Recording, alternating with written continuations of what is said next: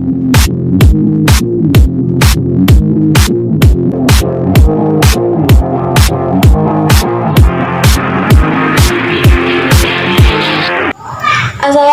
warahmatullahi wabarakatuh. Perkenalkan, nama saya Anin Cahaya Putri Veronica dari kelas 10 HKL 1, nomor absen 10. Saya akan membahas materi informatika dari semester 1 sampai semester 2. Materi yang pertama, informatika adalah ilmu yang berkaitan dengan data, informasi, dan pengetahuan yang bertujuan untuk membantu dan mempermudah pekerjaan manusia. Salah satu teknologi yang paling bermanfaat dalam kehidupan adalah komputer. Dengan perkembangan teknologi yang begitu pesat, cukup mempengaruhi tatanan kehidupan manusia di semua sektor. Ruang lingkup pembelajaran informatika. Yang pertama, teori informasi, ilmu informasi, ilmu komputer dan teknik komputer, sistem informasi, ilmu keamanan komputer, dan informatika sosial. Proposisi. Proposisi merupakan sebuah pernyataan yang menggambarkan keadaan benar atau salah dalam bentuk sebuah kalimat. Ada 4 unsur proposisi, yaitu subjek, predikat, kopula, dan kuantor. Yang kedua, kalimat-kalimat proposisi. Kalimat proposisi merupakan sebuah pernyataan yang melukiskan beberapa keadaan dan biasanya tidak selalu benar atau salah dalam bentuk kalimat. Yang ketiga, proposisi majemuk. Proposisi majemuk menjelaskan kemajemukan proposisi yang dipadukan. Proposisi majemuk terdiri atas 1 subjek dan 2 predikat atau bisa juga terdiri atas 2 proposisi tunggal. Materi yang kedua tentang negasi, konjungsi, disjungsi, dan implikasi. Yang pertama, negasi adalah suatu pernyataan yang bernilai benar jika pernyataan semula bernilai salah, dan sebaliknya. Apabila sebuah kalimat pernyataan bernilai benar, maka setelah dinegasikan, kalimat itu akan bernilai salah.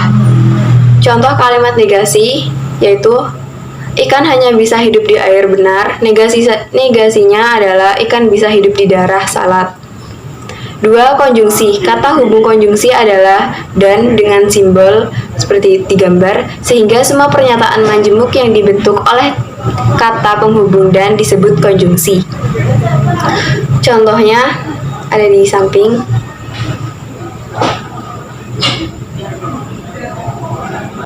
Yang ketiga, disjungsi.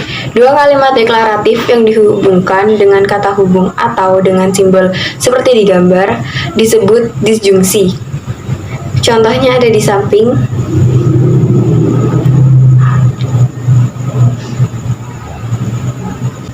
Yang keempat, implikasi. Pernyataan majemuk yang dibentuk oleh kata hubung jika, maka disebut implikasi dengan simbol tanda panah. Contohnya seperti yang saya kasih di samping.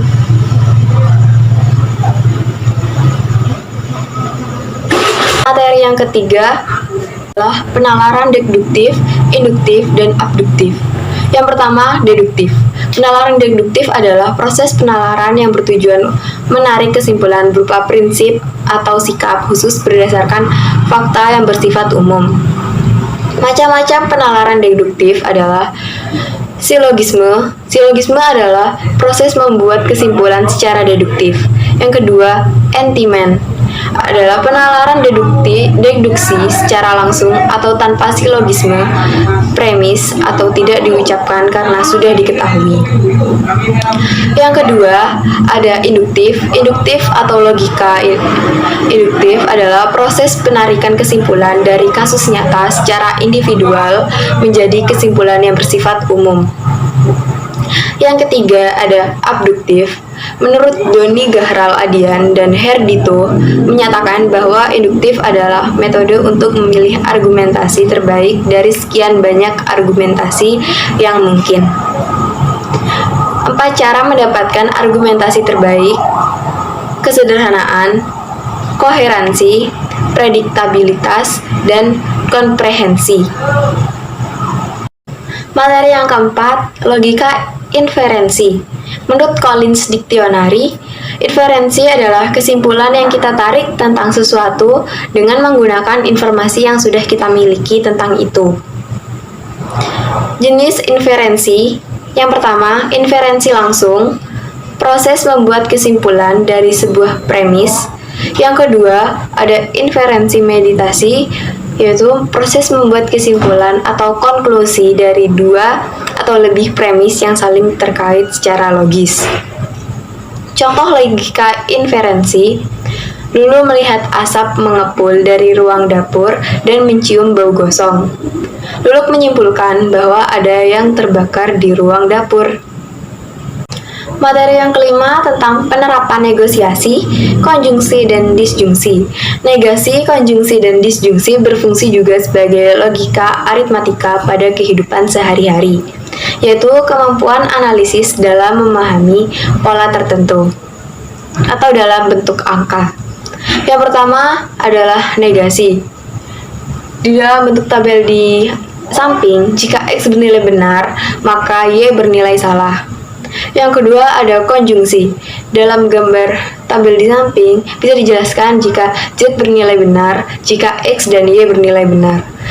Yang ketiga, disjungsi. Z bernilai benar jika X atau Y bernilai benar. Materi yang keenam, bilangan biner dan heksadesimal. Yang pertama, biner. Biner merupakan sistem bilangan yang hanya memiliki dua angka, yaitu 0 dan 1.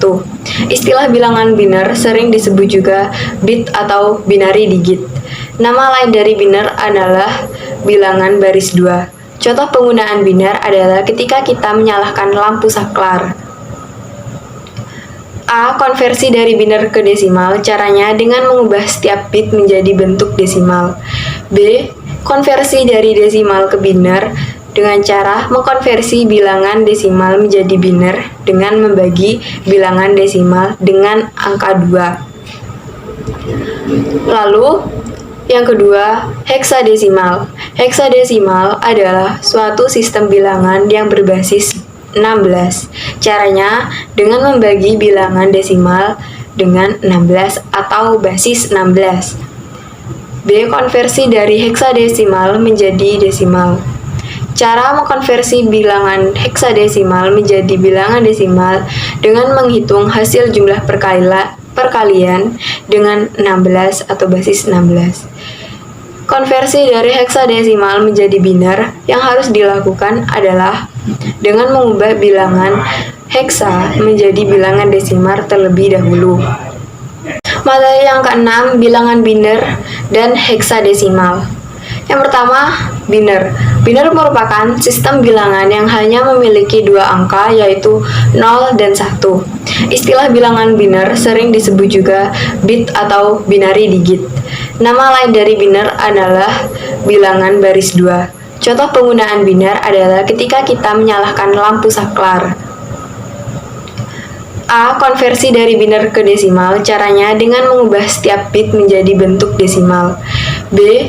Konversi dari desimal ke biner dengan cara mengkonversi bilangan desimal menjadi biner dengan membagi bilangan desimal dengan angka 2. Lalu, yang kedua, heksadesimal.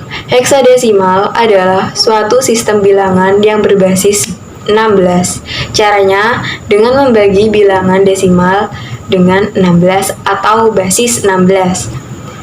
B. Konversi dari heksadesimal menjadi desimal. Cara mengkonversi bilangan heksadesimal menjadi bilangan desimal dengan menghitung hasil jumlah perkalian dengan 16 atau basis 16.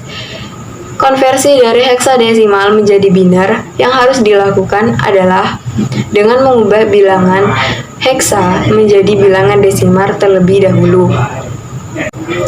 Materi yang ketujuh tentang operator logika proporsional. Yang pertama, pengertian. A. Logika proposisi adalah suatu sistem berdasarkan proposisi. B. Proposisi sebuah pernyataan atau kalimat deklaratif yang memiliki bernilai benar atau salah tetapi tidak keduanya. Yang kedua, notasi proposisi. Proposisi dilambangkan dengan huruf kecil P, Q, R, dan lain-lainnya. Yang ketiga, operator logika. Apabila P dan Q disebut proposisi, maka operator logika yang digunakan untuk kedua proposisi tersebut adalah konjungsi disjungsi, dan lingkaran. Materi yang ke-8, pemecahan masalah atau problem solving. 1. Konsep pemecahan masalah. Menurut Saad dan Ghani, pemecahan masalah adalah pemecahan masalah tertentu melalui proses yang dirancangkan yang mungkin tidak dapat dicapai dengan segera. B. Tahapan pemecahan masalah ada 4 pemecahan, yaitu memahami masalah, merencanakan solusi, melaksanakan rencana, dan memeriksa kembali. 2. Identifikasi masalah dibedakan menjadi 2. Yang pertama, masalah sederhana. Lingkup masalah sebatas pada seseorang dan dapat diselesaikan oleh orang itu sendiri. Yang kedua, masalah kompleks. Jangkauan masalah ini berhubungan dengan banyak individu dan juga hanya dapat diselesaikan oleh banyak individu pula. Masalah timbul akibat kesalahan yang kita lakukan. Masalah bisa fatal atau biasa, tergantung seberapa besar kita berbuat kesalahan. Cara menyelesaikan masalah: yang pertama, menyadari masalah. Kedua, memahami masalah. Ketiga, ketahui penyebab masalah. 4. Sederhanakan masalah. Yang kelima, fokus pada solusi. Keenam, kenali penyelesaian masalah. 7. Temukan strategi penyelesaian. 8. Evaluasi implementasi pemecahan. 9. Jangan mengeluh berlebihan. Yang 10. Segera ambil tindakan. 11. Atur emosi. 12. Berpikir logis dan bersikap proporsional. Yang ketiga, brainstorming. Brainstorming merupakan suatu alat diskusi sederhana yang berasal dari ide anggota melalui musyawarah mufakat. Brainstorming digunakan untuk membahas segala hal diskusi yang bersifat santai. 4 hal yang wajib diikuti dan diaplikasikan pada proses brainstorming: hindari mengkritik suatu ide, gali ide dalam jumlah besar, bahas setiap ide yang muncul, dukung dan gali lebih dalam ide yang ekstrim dan berlebihan. Brainstorming skala besar. CPS atau penyelesaian masalah kreatif adalah proses brainstorming untuk hal yang lebih besar. 4 langkah kreatif problem solving: menjelaskan ide, membentuk sebuah pemahaman, mengembangkan ide, menerapkan pada rencana yang dirancang. 4 prinsip brainstorming. 1. Keseimbangan antara pemikiran yang berbeda dan konvergen. 2. Gunakan masalah sebagai hal yang diperdebatkan. 3. Menangguhkan penilaian dan kritik.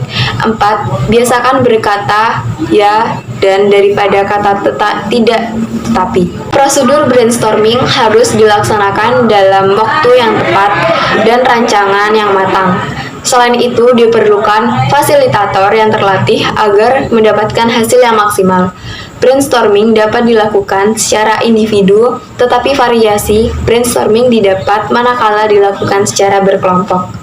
Kelebihan brainstorming dalam teori Osborne Creative Education Foundation-nya, rahasia brainstorming yang efektif adalah memisahkan ide kritis dan ide kreatif. Dengan kata lain, akan ada lebih banyak pilihan sebelum mempertimbangkan, mengevaluasi, dan memutuskan. Brainstorming bagi pelajar. Sebuah organisasi juga membutuhkan banyak brainstorming, terutama di organisasi sekolah yang orang-orangnya masih ego tinggi ketika memperkenalkan diri. Sebagian besar brainstorming pada level ini dilakukan untuk mengimplementasikan dan mengevaluasi rencana kerja. 4. Pengenalan pola. Pengenalan pola adalah kemampuan untuk mengidentifikasikan persamaan atau bahkan perbedaan pola, tren, dan keteraturan dalam data yang kemudian digunakan untuk membuat prediksi dan menyajikan data. Contoh aplikasi yang menggunakan pengenalan pola. Yang pertama, Machine Vision adalah teknologi dan metode digunakan untuk menyediakan inspeksi dan analisis berbasis gambar otomatis untuk aplikasi seperti inspeksi otomatis, counter proses, dan perpaduan robot di industri. Yang kedua, OCR adalah proses mengubah gambar huruf menjadi karakter ASCII yang dikenali oleh komputer. Yang ketiga, Computer-aided diagnosis adalah data yang dihasilkan oleh komputer untuk membantu dokter membuat diagnosis. Yang keempat, speech recognition atau yang biasa dikenal dengan automatic speech recognition adalah pengembangan teknik dan sistem yang memungkinkan komputer menerima informasi dalam bentuk kata-kata yang diucapkan. Yang kelima, face recognition adalah salah satu jenis sistem identifikasi biometrik. Sistem ini mengidentifikasi seseorang dengan fitur khusus pada tubuh maupun DNA yang membedakan satu orang dengan orang lainnya. Yang keenam, biometrics adalah teknologi untuk mengidentifikasi ciri biologis seseorang. Ketujuh, image database retrieval. Menurut Zhang, image retrieval adalah teknik untuk mengekstrak, mencari gambar atau koleksi gambar dari database image yang ada. 8 adalah data mining, suatu proses pengumpulan informasi penting dari suatu data yang besar. 9. Bioinformatics. Bioinformatika adalah ilmu yang mempelajari penerapan teknik komputasional untuk mengelola dan menganalisis informasi biologi. Yang kelima, ada alternatif pemecahan masalah. Pemilihan masalah, defines the problem. Yang dua, analisis masalah. C, membuat daftar solusi alternatif. Yang keempat, pilih solusi terbaik. Materi yang kesembilan adalah Microsoft Excel. Rumus Excel untuk tes admin kantor. Tahapan pertama membuat kolom dengan rumus yaitu 1. Merubah huruf besar menjadi huruf kecil. 2. Merubah awal kata menjadi huruf besar dan sisanya huruf kecil. 3. Merubah huruf kecil menjadi huruf besar semua. 4. Pemberian nomor. 5. Menghitung beberapa jumlah dalam satu kolom. 6. Menghitung jumlah keseluruhan. Yang ketujuh, menghitung nilai rata-rata. 8. Menghitung beberapa jenis kelamin, berapa laki-laki dan perempuan. 9. Untuk mengetahui apakah nilai mencukupi untuk lulus dan tidak lulus. Yang 10. Menampilkan data secara otomatis. 11. Filter dan sort. 12. Grafik. Materi selanjutnya tentang jaringan komputer dan internet. 1. Jaringan lokal adalah jaringan komputer berkabel maupun nirkabel yang menghubungkan komputer dengan perangkat lainnya dalam area terbatas seperti tempat tinggal, sekolah, laboratorium, kampus universitas, atau gedung kantor. Jaringan lokal menghubungkan 5 perangkat, yaitu 3 buah komputer, 1 handphone, dan 1 laptop. Yang dua, internet. Internet merupakan sebuah jaringan komputer yang memungkinkan adanya pertukaran paket. Ketiga, konektivitas internet. Koneksi dengan internet umumnya dilakukan menggunakan kabel internet yang bisa berupa kabel koaksial. Jenis koneksi internet yang memungkinkan perangkat kalian terhubung ke dalamnya. A. Konektivitas internet pada jaringan berkabel. B. Konektivitas internet pada jaringan nirkabel. 1. Jaringan komunikasi pada ponsel. Komunikasi data merupakan sebuah mekanisme pengiriman dan penerimaan data dari satu perangkat ke perangkat lain. Komunikasi data menggunakan ponsel bisa melalui jaringan seperti GPRS, 8G, 3G, HESPA, 4G atau Light. 2.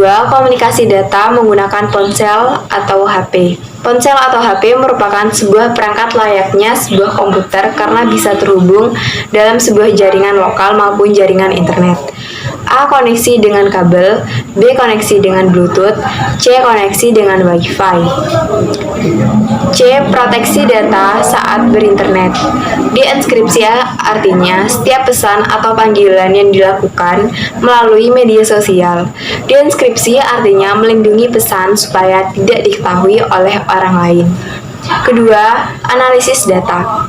A. Pengenalan. Perkakas analisis data. 1. Google Collaboratory. Google Colab atau Google Collaboratory adalah salah satu lingkungan pengembangan aplikasi terintegrasi yang disediakan oleh Google secara online. 2. Python. Aktivitas ini dilakukan untuk memulai mengenal sebuah bahasa pemrograman yang menyediakan library untuk menganalisis data, yaitu Python. B. Koleksi data. Beberapa langkah yang bisa diikuti untuk melakukan scraping dengan bahasa Python menggunakan editor online Google Colab. Setelah editor siap, scraping bisa dimulai dengan proses parsing. Alur proses web scraping yaitu 1. Parsing halaman web dan data mentah. 2. Proses HTML, data dalam array text. 3. Framing, data dalam tabel. 4. Selesai. C. Visualisasi data. Pada proyek sebelumnya, data website diambil dan ditampilkan dalam bentuk tabel. Kita bisa melihat persebaran data secara baris per baris dalam bentuk tekstual. Analisis data tersebut dapat dilanjutkan dengan mengubah data tekstual menjadi data visual. Lalu materi yang terakhir adalah analisis data. Pengertian data adalah kumpulan informasi atau keterangan yang diperoleh dari pengamatan, bisa berupa data karakter, teks kata, angka, gambar, suara, atau video. B. Metode pengelolaan data. 1. Transformasi data adalah proses pengolahan data agar memiliki format data yang sesuai dengan kebutuhan. 2. Generalisasi adalah proses untuk menyamakan beberapa karakteristik yang dimiliki oleh dua kelas yang berbeda. 3. Proses penyederhanaan adalah proses pengelompokan data berupa angka yang nilainya bervariasi. C. Pengertian analisis data. Analisis data dapat didefinisikan sebagai suatu kegiatan yang dilakukan untuk mengubah data hasil dari penelitian menjadi informasi baru yang dapat digunakan dalam membuat kesimpulan. D. Jenis analisis data. Secara deskriptif, yaitu dengan membuat gambaran data-data yang terkumpul tanpa membuat generalisasi dari hasil penelitian tersebut. 2. Secara intervensial, yaitu dengan menggunakan statistik dengan cara membuat kesimpulan yang berlaku secara umum.